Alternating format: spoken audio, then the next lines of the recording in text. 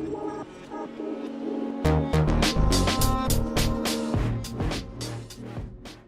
guys, this is Daniel.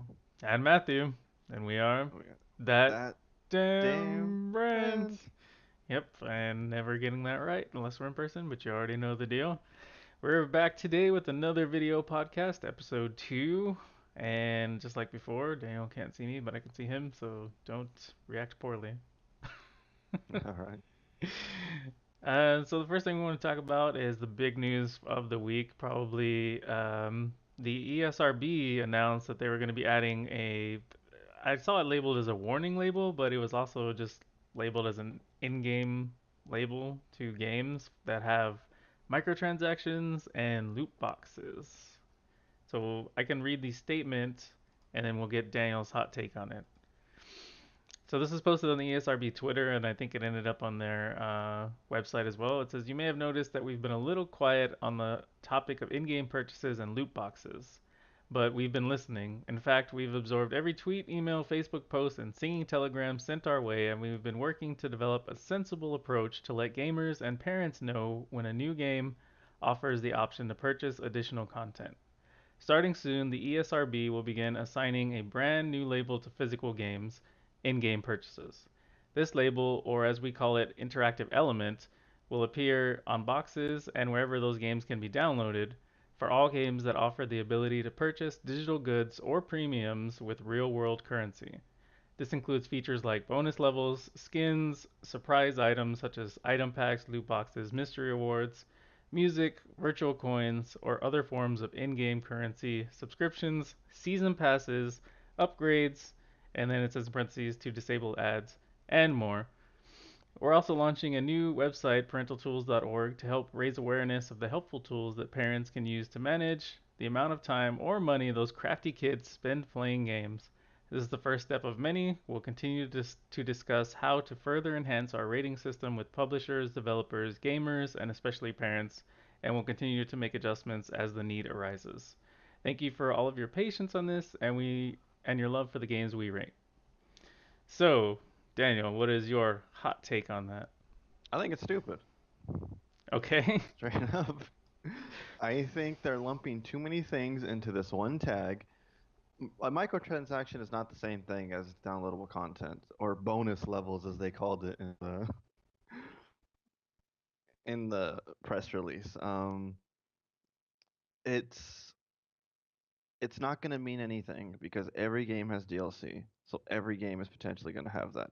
People aren't going to be able to use that tag as a differentiation between is it going to nickel and dime the shit out of me or can I buy a season pass and the core game is still there. Right. Yeah, it's too much shit under one label and because of that it's going to lose any meaning. So, do you think they're going to go so far as to include that as an overarching label and then have little differentiators beneath that, like kind of I like think that bullet would be the bullet smart thing to points? do. Yeah, I think it That would be would the smart thing to do too, but whether or not they actually do it. Right, but the way it sounds right now is this is what we're going to put on for any game that has any sort of transaction that can happen post the purchase of the game. Which name any triple A title that doesn't have that?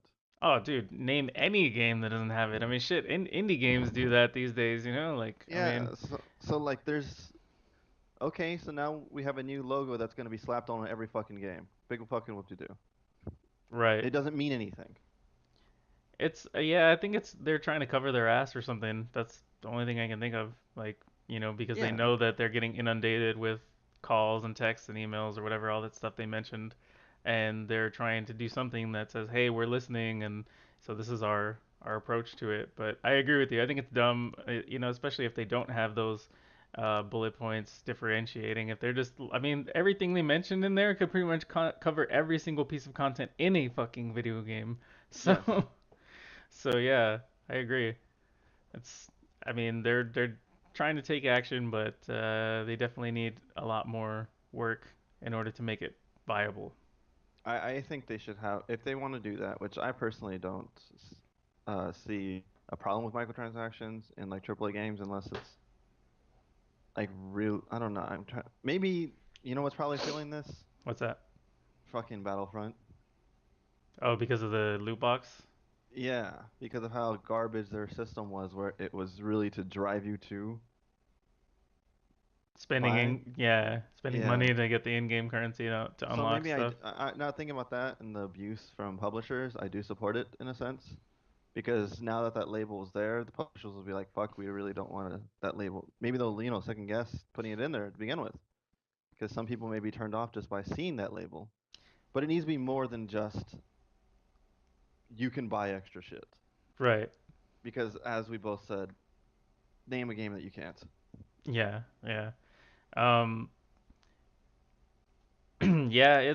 I don't think just having the label is gonna deter publishers unless they get in depth with it. Like, okay, this game has in-game purchases. This game has microtransactions. This game has where you need to pay to win. Like hell, if they put pay to win on the box, I think that would do it. Like that would definitely drive me away from a game. Like shit, dude. You And think it's pay to that win, but they actually put it on the fucking box. Shit. that's what Battlefront was. Well, yeah, it was.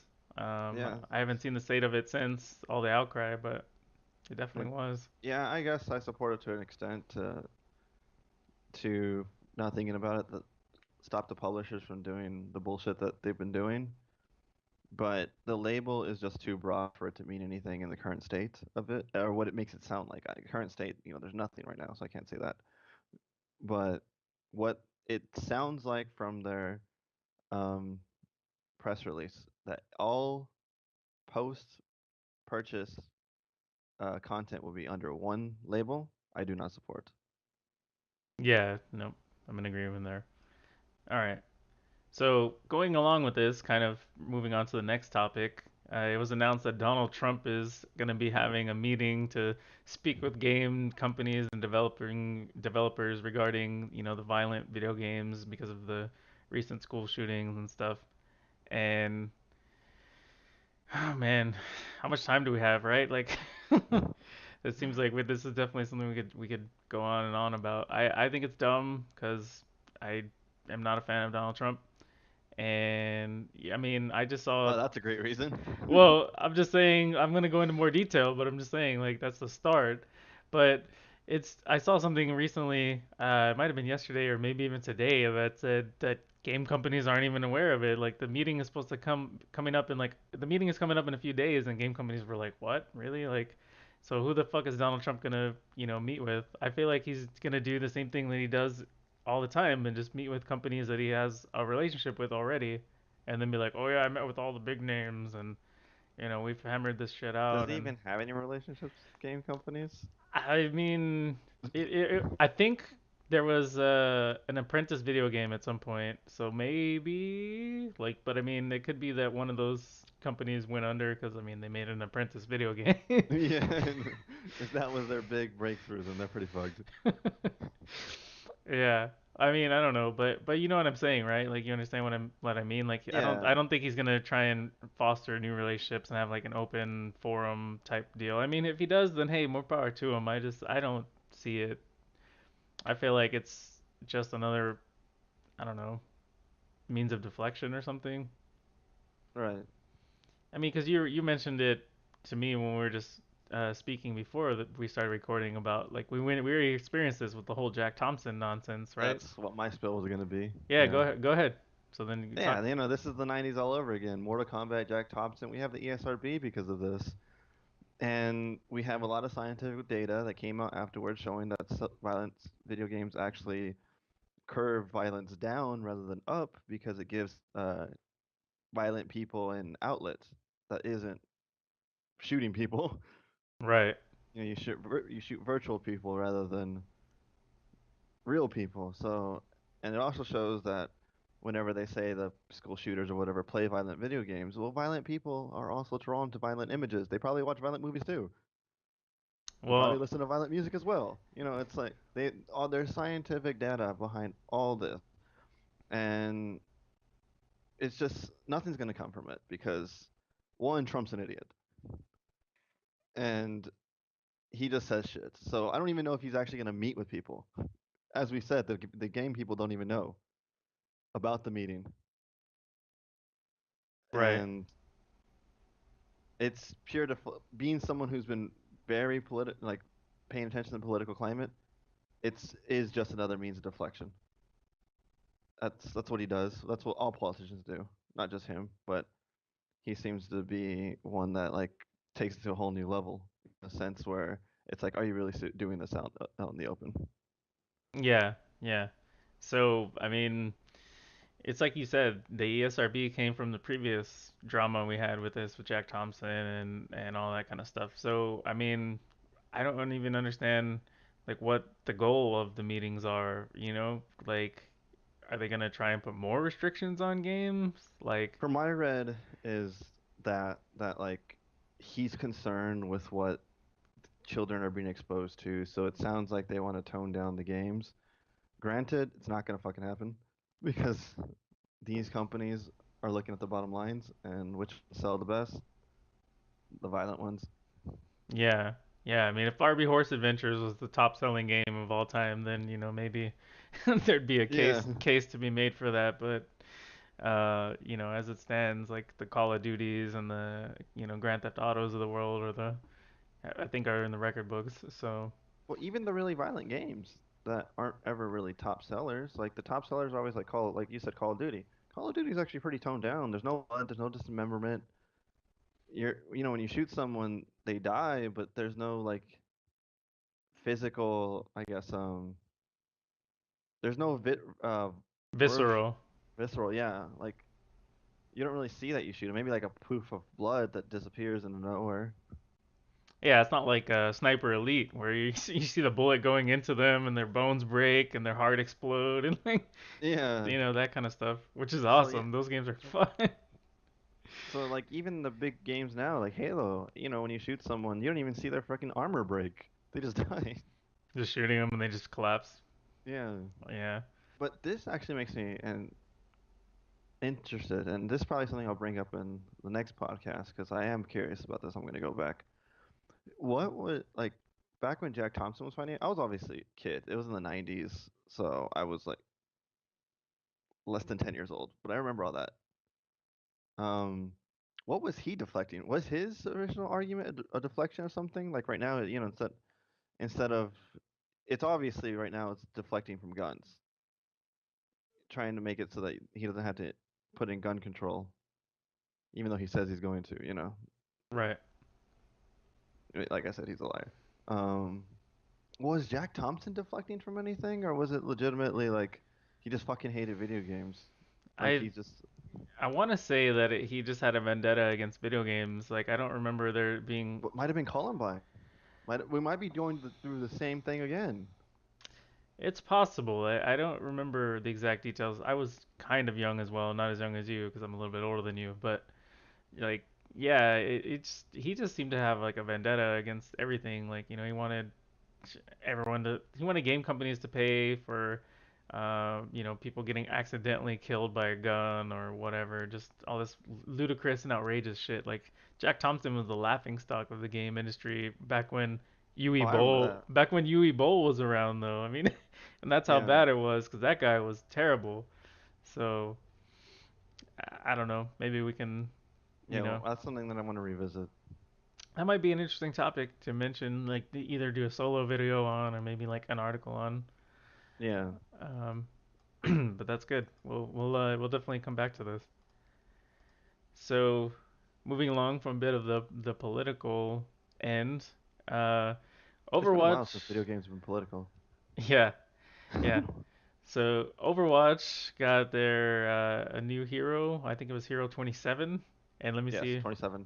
Brigitte. Is that the pronunciation? It's spelled. Yes, and he's not to be confused with 028, Mr. Wheels, or she's not. Yeah, yeah, Mr. Wheels.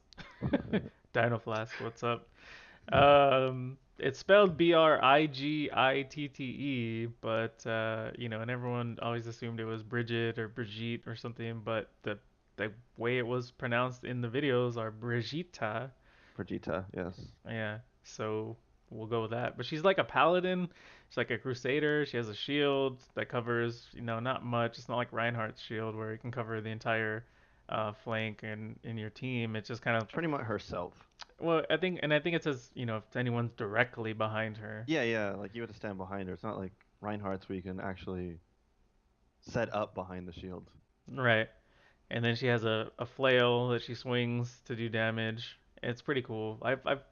We did a video, or I did a video that of the PTR gameplay, and like she's already been nerfed since then, which I didn't think she was super OP to begin with. I remember thinking Doomfist was OP and Sombra was a little OP.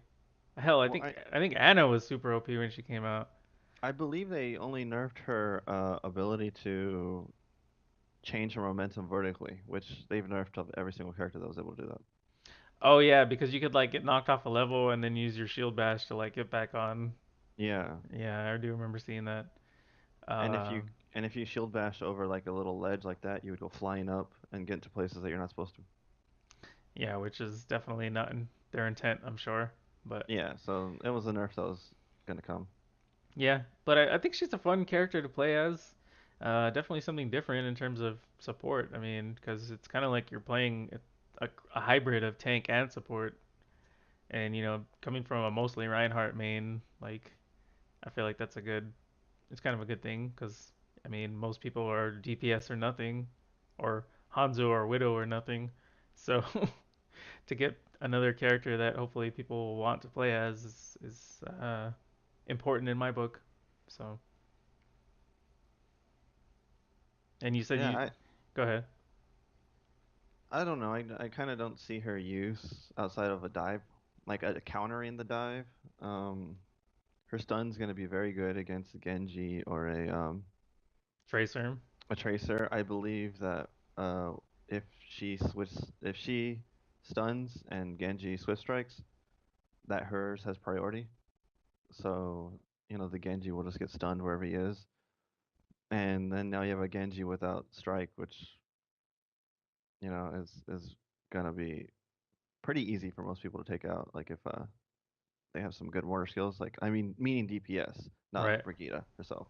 Right. I think she'll play good in a anti-dive setting, but I kind of don't see her role in a other than countering dive because I don't. She takes up a healing slot, and her healing is just not there in my opinion.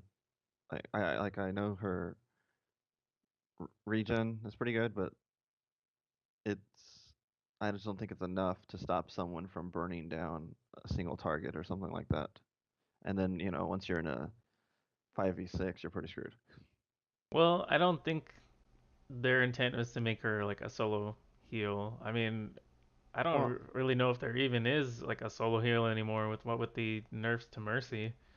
Um, no, there's not a solo heal, and but if you were to heal, like, you have three characters that can heal a lot, which are Mercy, um, Myra, and Ana. If they were focusing down someone and you like would heal the same target, you'd be able to keep them alive. I don't know if you're gonna be able to do that with Brigitte. yeah, I mean, it remains to be seen. I mean, she hasn't hit the live game yet. She's still only on the public test server, so Yeah, it's possible that they're still going to go through more iterations and improve her healing or change different things. But yeah, and I just don't see it right now. That's my opinion. Looks like she's fun to play. Um, she is she brings something different. Maybe she'll take a tank role, like be a.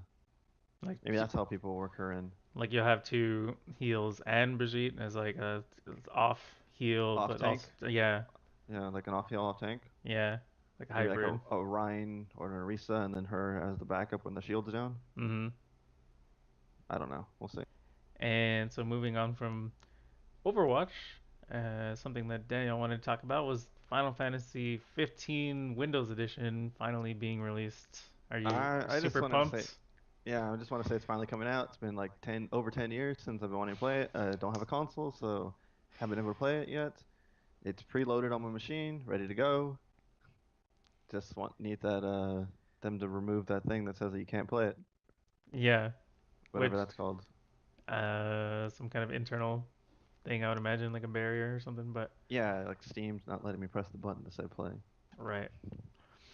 I played the demo because there's actually a demo that came out, and it seemed like it'd be an okay game, especially as someone who's not never been super into the rest of the Final Fantasy series, other than A Realm Reborn, which Daniel and I played together. Um, I think it would probably keep my interest a bit more than like the old school, like turn-based, sit in menus for 5 minutes until something happens type game. This one's a bit more action oriented, it looks like, and they tried to be uh, modern, I guess, just driving cars and that sort of thing. But I was experiencing some issues with the demo, and I didn't have the latest NVIDIA drivers, so I just updated those. So I may give the demo another shot and um, play through the rest of it, and we'll see. I personally haven't played the demo because me and Matt were talking while he was downloading the demo, and I already downloading the main game, so I didn't want to download a 20 gig demo just to delete it. I already own the game, so it's not like Well, and then I was in question. it's like what I mentioned to Daniel while I was playing it. It says specifically that progress made in the demo won't carry over to the main game. So yeah, he doesn't have any point of playing it if it's it's not gonna keep his progress. So you know it's better just Just stoked about it. It's been 10 years, over 10 years since I wanted to play. Ever since it was supposed to be 13. yeah. Yep. So there may be Final Fantasy 15 content in your future. Maybe not. And so that's all in terms of the games, just in general. But we wanted to mention that we've been streaming on Twitch recently a bit more. The most recent game we played was called Styx, Shards of Darkness. It's a goblin stealth action game, kind of like in the vein of Splinter Cell and Dishonored and Assassin's Creed. We only managed to play shit, maybe not even an hour together because of different issues. The Yeah, game kept crashing on him, and um, I don't know, we're just having problems. But I thought the game was kind of fun. I thought it was fun while it worked. Yeah, Took a long time to get it to work, and yeah. that's you know And then I experienced frame rate issues. I think at one point I was getting like 19 frames. And so in a game where, you have to try and sneak around, it's kind of important to have a high frame rate so that I don't think I'm going around a corner or something and I'm not, or think I'm in the shadows and hidden and I'm not because the game's taking forever to catch up and update. So, and it's um, kind of disappointing that we're having these problems when the game came out last year. You know, the graphics card we're using came out last year. It should be supported. I don't understand why there would be so many issues with it. I mean, it could just be the developers not continuing support or, going in back and updating the game. But there I want to play more of it. I do think it was fun. It's like I don't know, because I mean it's kind of like the new Splinter Cell. I think it was Blacklist that came out. Yeah, I didn't really enjoy it that much. Um, I think the co-op that was bad. It was kind of like it wasn't a mission. It was like just tasks set on a specific level, like a boat you had to go in and then steal something and then get back to the exfil point or something like that. I just remember. it was more than that, but yeah, that was the general gist of it. I remember the lighthouse level that we had. Where you go in there and you get all the files, tap the phone line or whatever, and then Yeah, you get back on your boat. yeah, I just remember not being like impressed with it. I remember thinking that like one of the previous Splinter Cell games, like Double Agent or something on Xbox, was even better Yeah, than. Double Agent had a full campaign. Yeah, Not Double Agent, I'm sorry. The other one that we played together was Fiction, where it was Conviction. the where it was Con- the U.S. spy and the Russian spy working together. yeah, Conviction. Yeah, Yeah, that one had an actual story mode. Yes, yeah, I do agree with you there. yeah. That's the one I liked. But and so this so far sticks. I mean, it's different in that the co-op player is kind of like a clone of the main goblin, but it So he takes feels half the health, right. So when one of them dies or whatever, takes half the health of the other person. or even Um, spawning in. or just yeah, in the general beginning spawning in.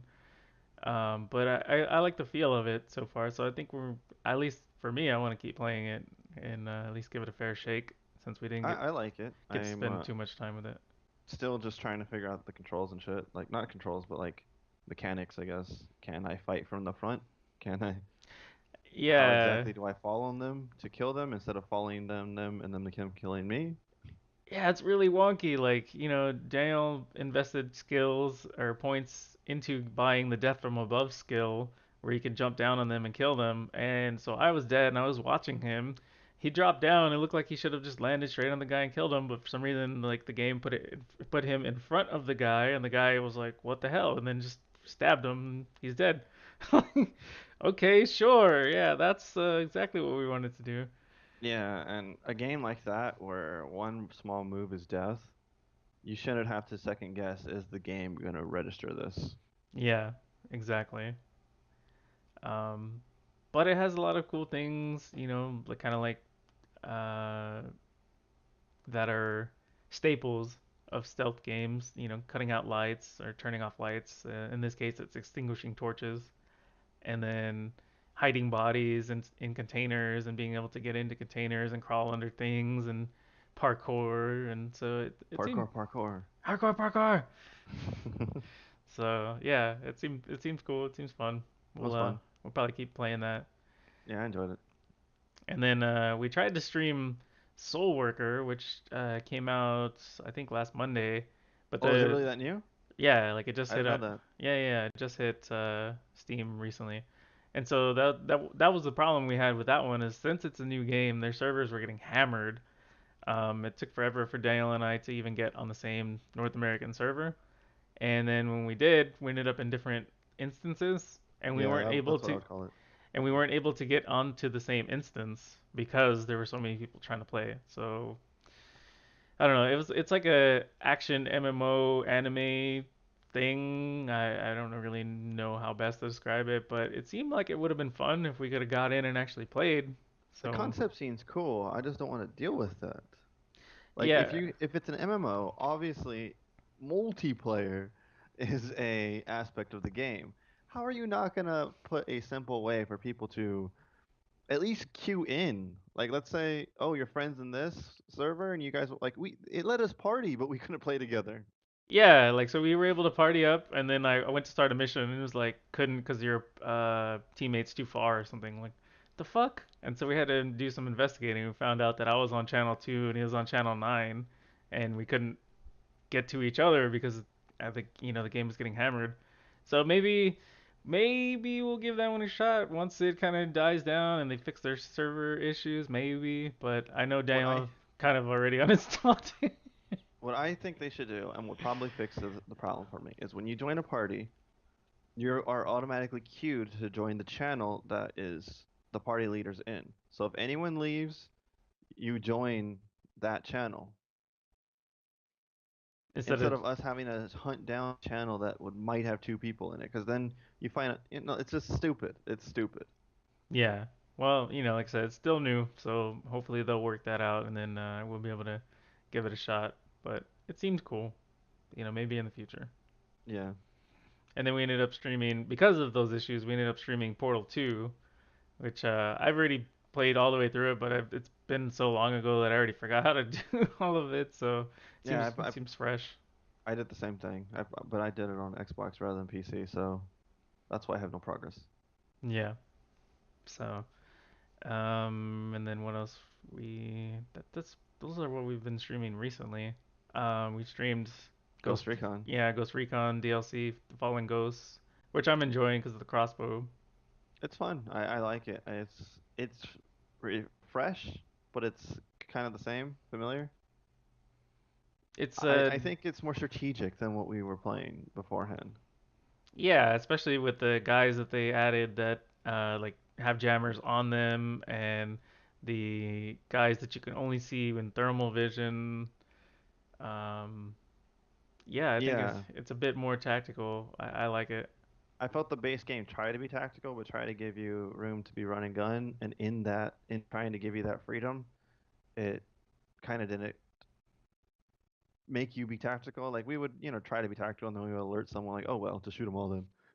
Yeah, like, all right, we're gonna try this quietly. Bases on alert. All right, fuck it, pull out your shotgun. Yeah, and I think that this one really discourages you from doing that. Yeah, I mean, it was interesting the first time, we were like, oh, we're jammed, but it wasn't just we can't use our drone. It was actually your mini map is jammed too, and yeah, and enemy marks too. So I mean, that's important, when you don't have any information, like you just have to rely on your eyes, and so it's um you play a lot more tactically because you don't want to go in blind essentially. Yeah, and it's a different mindset because you're so used to knowing where everyone is Yeah, you're like, from oh, playing the whole original game. this guy's about to come around the building because I can see the little floating orange dot. As opposed to having to use thermal, like shit. All right, I know there's a guy here, but I haven't seen him, and they're like, oh shit, like there's a guy right there. Yeah, It's been good. I enjoy it. yeah, yeah, for sure. Definitely better than the Fallen Ghost DLC is definitely better than Narco Road. Narco Road was if the developers were eating Mountain Dew or eating Doritos and drinking Mountain Dew, and just like extreme, yeah, do it, like fuck yeah, and everything turned up a notch. I mean, all the cars had nitrous. Yeah, it was kind of like someone tr they got like a Borderlands developer who developed Mr. Torg and put it on the Ghost Recon Yeah, team. Like, I'm gonna blow up the fucking ocean. yeah, pretty much. Yeah, Mr. Torg was awesome, but Narco Road not so much. I don't think it's as bad as people were saying, but it's definitely not something I would have paid for. Exactly. It's well, we didn't pay full price, thankfully. We got the DLC on sale, but it's very vehicle heavy, and it like if Daniel and I are playing it and there's a jump and we're not in the same car, but I take the jump, then I get credit for it and he doesn't. So it encourages you to just group up. So like, him and I are in the same monster truck, I take a jump, we both get credit for it. Or we're flying through the air and we have to fly through a circle. And if we're in the same helicopter, then we get it. If we're indifferent, then we don't. So I don't know. It's very a lot of the missions themselves were vehicle based, like having to drive halfway across the map and then bring the car to a point and defend it while it's being scanned, and then turn around and only have like a minute to get to the a place that's like 1.5 kilometers away, but it's all curvy and there's like fucking Yeah, you're getting chased down in the by the Santa Blanca or whatever in the meantime. So it encourages you to go to off-road too. Like I don't believe that there's a way to uh do those levels if you follow the mini map. yeah, I mean, because you need NOS to give you the speed, and then you have to go off road to get the shortcuts. So yeah, if you just were just driving Miss Daisy along the path that it wants you to take, you'll never be able to complete that. So, but I mean, they tried different things like with the animal trafficking mission and the crop dusting. I mean, at least it's something different. So Yeah, I just felt it wasn't Ghost Recon. Not that this whole Wildlands is, but yeah, it's a different point. it was definitely out of left field in terms of the rest of the feel of the game. So. Yeah, But then Fallen Ghosts takes the original game and like makes it better. So like whereas if you're picturing Ghost Recon in the middle, then the Narco Road was like down a few notches and over to the left. And Fallen Ghosts goes up a few notches and just stays maybe a little bit to the right, like just kind of along the same path but improves it. I think Fallen Ghost is what the core game should have been. Yeah, yeah. It would have been a lot more awesome. Not that the game's not awesome, but it would have been a lot The more game's awesome. fun. It's Yeah. just kind of repetitive. Yeah. Learn how to fight. Y- Once you find out it's an escort mission or something, you already know what to do. You're like, all right, we're gonna sneak in. You grab him. I'll call in a helicopter. We'll meet out front and then fly to the bro. fly, Yeah, pretty much. fly to the point. Yeah. Or fucking gotta take over Unidad base. Just like do what we need to do until we get the mission. Get in a helicopter. Later's bitches. So yeah, I can see that. So I guess those are the games that we've been playing on Twitch and stuff. You wanted to mention the PC upgrades? Yeah, so to improve my streaming without having to really upgrade my PC because I don't want to upgrade it yet. I did electric. I bought a liquid cooler, and so now my PC's liquid cooled. Gonna overclock that bitch. But yeah, we were just wanted to talk about some stories or some trials, I guess. And if anyone listens to it and tries to do overclocking or anything, they can learn from my mistakes. Yeah, trial and error. Yeah, so that was my this first time I replaced the cooler on my computer. My computer's only like 4 years old. This is the first build that I have. Um, yeah, make sure you have your solvent.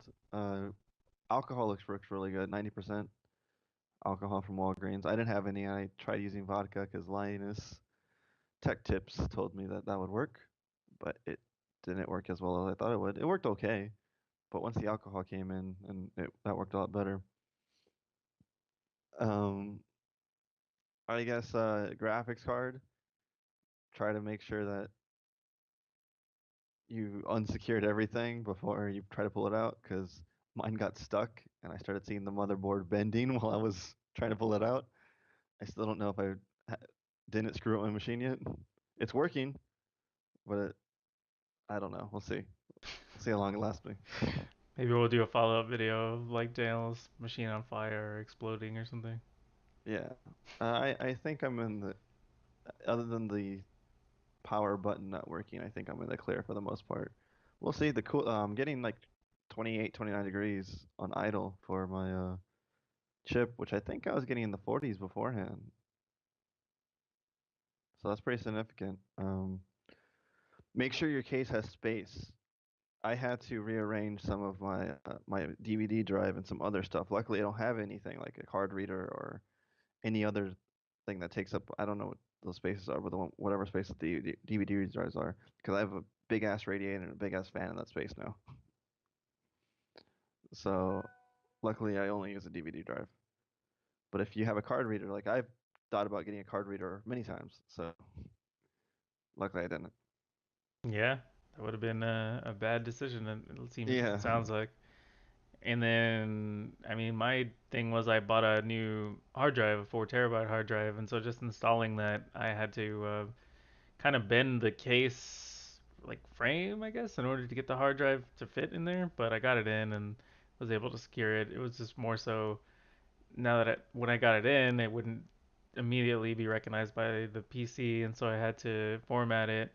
And then when I formatted it, I cloned it, which took like 3.5 hours. And then after I cloned it I basically made a clone of my 2 terabyte hard drive. And when I cloned it, the 4 terabyte was still saying it only had 2 terabytes. So I'm like, what the hell? Like, what happened to that extra space? And I had to download a program that basically allocated the extra space back into the cloned one. And then so now it's up to its regular capacity. And um, I've just been going through deleting the layout, the what's the word I'm looking for? Overlapping things. So my new hard drive is going to be basically just for gaming. I'm gonna put all my games on there, and then my old hard drive is gonna be for like the videos and everything else.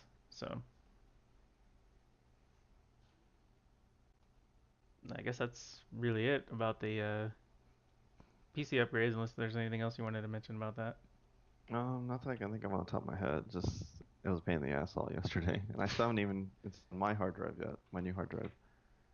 So that's gonna be the first time that I'm gonna be replacing a hard drive and trying to do what he did, or well, maybe I'll just download all my games again. I don't know, and just not deal with it.